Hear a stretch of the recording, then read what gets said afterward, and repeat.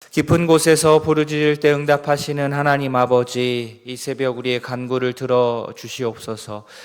주님의 깊은 은총에 우리의 구원이 있는 줄 압니다. 변함없는 주님을 믿고 기다리는 주의 자녀 되게 하옵소서. 말씀을 함께 묵상하고 나눌 때 깨닫게 하시고 날이 갈수록 주님의 성품을 더욱 닮아가는 성도로 자라게 하옵소서. 아직 예수님을 모르는 가족과 이웃들을 위해 기도하며 또 기회 있는 대로 복음을 전하는 주의 자녀 되게 하옵소서. 감사드리며 예수님의 이름으로 기도합니다. 아멘. 예레미야 33장입니다.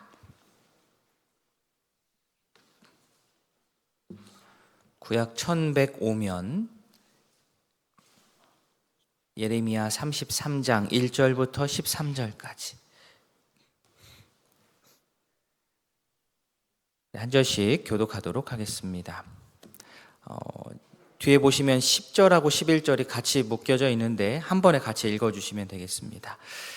읽습니다. 예레미야가 아직 시위대 뜰에 갇혀 있을 때에 여호와의 말씀이 그에게 두 번째로 임하니라. 이르시되 하시는 여호와, 그것을 만들며 성취하시는 여호와, 그의 이름을 여호와라 하는 이가 이와 같이 이르시도다.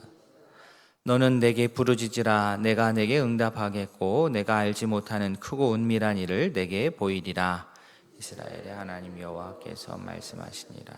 우리가 이 성읍의 가옥과 유다 왕궁을 헐어서 갈대아인의 참호와 칼을 대항하여 싸우려 하였으나 내가 나의 노여움과 분함으로 그들을 죽이고 그들의 시체로 이 성을 채우게 하였나니 이는 그들의 모든 악행으로 말미암아 나의 얼굴을 가리어 이 성을 돌아보지 아니하였음이라.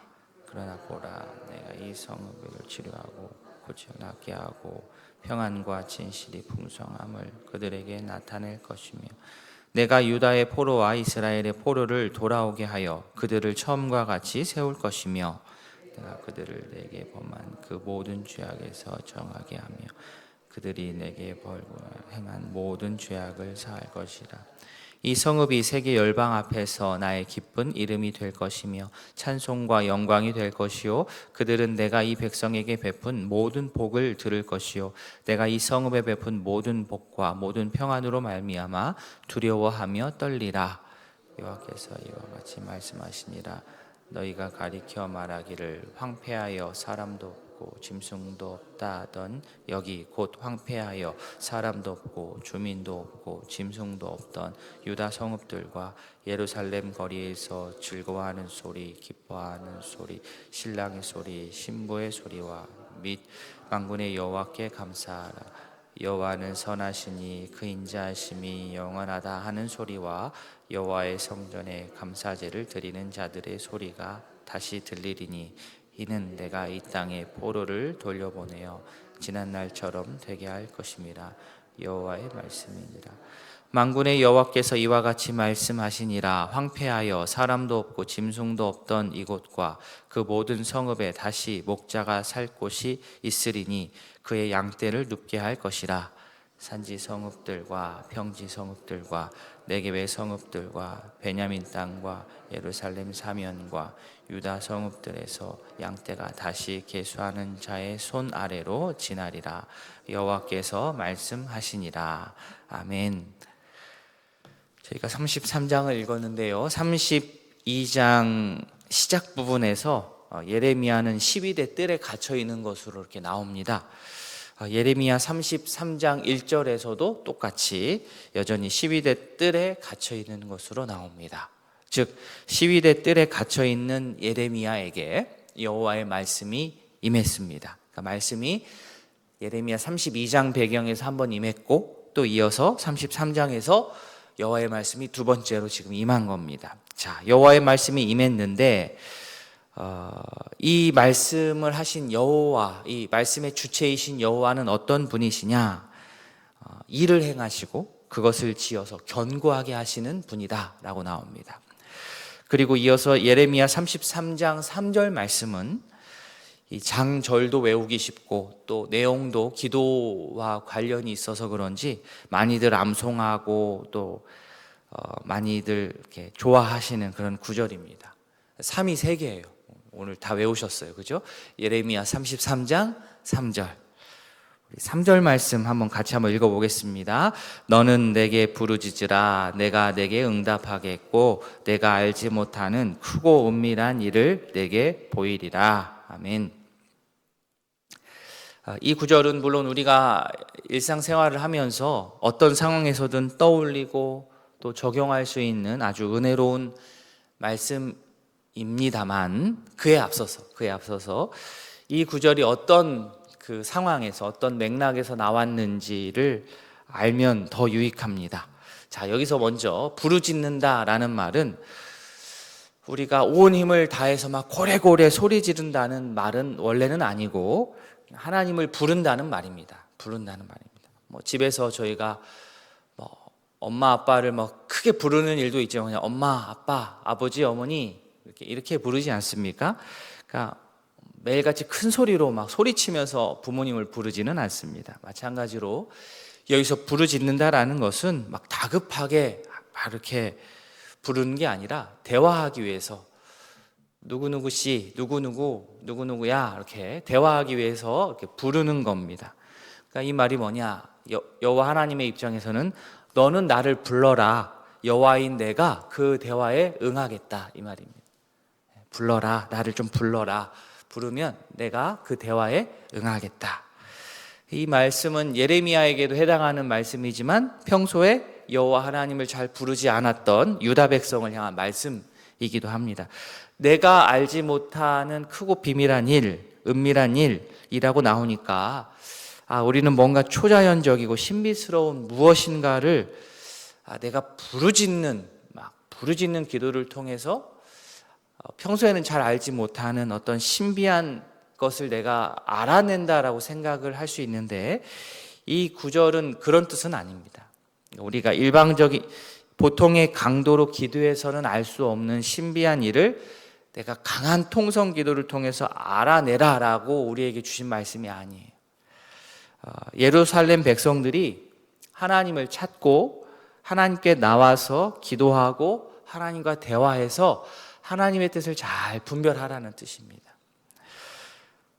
지금 바벨론 때문에 무서워하고 힘들어하기 때문에 내가 지금 바벨론하고 싸워서 내가 이겨내야 되겠다. 바벨론과 싸우는 생각이 머리에 가득할 수 있는데 왜 그렇습니까? 눈에 보이는 게 그게 전부니까요. 그러나 하나님께서 말씀하시는 것은 바벨론과 지금 눈에 보이는 바벨론과 내가 싸워서 이길 생각을 최우선으로 하지 말고 왜 이 어려움이 왔는지를 돌아보고 이 가운데에서 주님께서 회복시켜 주실 것을 기대하고 그것을 또 기도해 보라는 겁니다. 그런 의미라고 한다면 여기서 크고 은밀한 일이 보인다라는 것은 눈에 보여지는 여러 사건 배후에 있는 눈에 보이는 것은 지금 바벨론하고 싸우는 거예요. 그런데 그 배후에 있는 이 전쟁이 왜 일어났고 우리가 왜 이 고통 중에 있는지 즉 그 배후에 있는 나의 교만함과 나의 죄악을 보고 깨달으라는 그런 말씀이에요.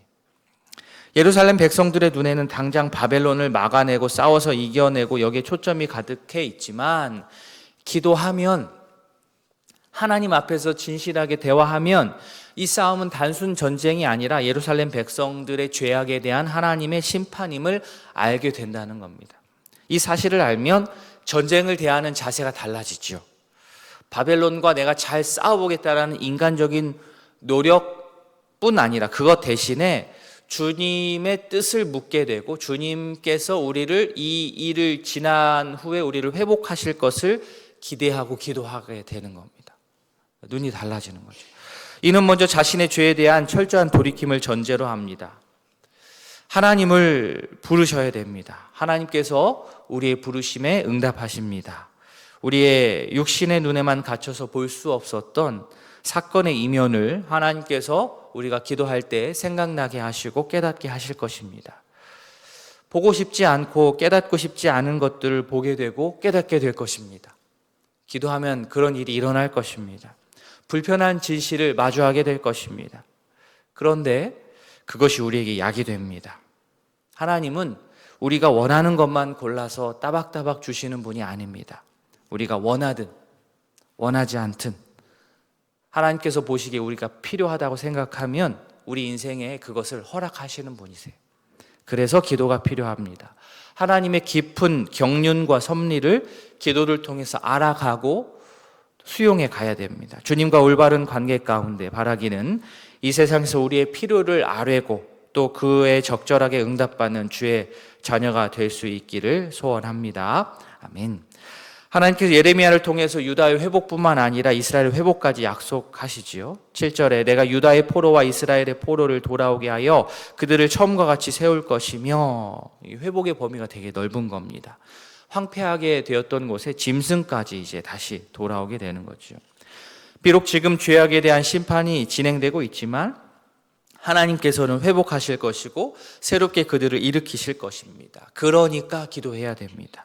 이 회복의 말씀을 듣는 자들은 그래서 정신을 바짝 차리고 이 말씀을 귀 기울여서 듣고 기도하면서 마음에 새겨야 됩니다. 그런데 자, 얄팍한 인간은 보통 어떻게 반응합니까? 이 상황에서도 하나님하고 이렇게 거래를 하려고 그래요. 하나님 먼저 우리로 전쟁에서 승리를 하게 해주시면 그때 내가 좀 잘해보겠습니다. 먼저 지금 내가 당해 있는 이 어려움 해결해 주시면, 나를 좀 먹고 살게 해주시면 제가 좀 그렇게 해보겠습니다. 정신을 아직 못 차린 거예요. 그러면 반대로 하나님께서 지금 당장 나 먹고 살게 안 해주시면 하나님 안 믿을 작정입니까? 그거 아니지 않습니까? 순서가 그게 아닙니다. 죄악에 대한 심판 중에서, 그렇죠? 회복을 수용하는 겁니다. 그것이 믿음입니다. 하나님께서 그렇게 말씀하시니 받는 겁니다. 구원은 심판을 제외하고 피해서 오는 것이 아니고 심판을 지나가면서 받는 거예요. 주께서 먼저 우리에게 찾아와서 말씀하실 때 바라기는 그 모든 것을 은혜로 여기고 우리가 감사함으로 받기를 바랍니다. 우리 인생의 축복의 말씀이든지 간에 경고의 말씀이든지 간에 궁극적으로 다 우리를 살리는 말씀입니다. 편식하지 마시고 하나님께서 주시는 모든 말씀을 우리가 잘 수용하여서 믿음의 백성다운 모습을 회복하며 주님과 대화에 나아가는 복된 주의 자녀 될 수 있기를 진심으로 소망합니다. 아멘.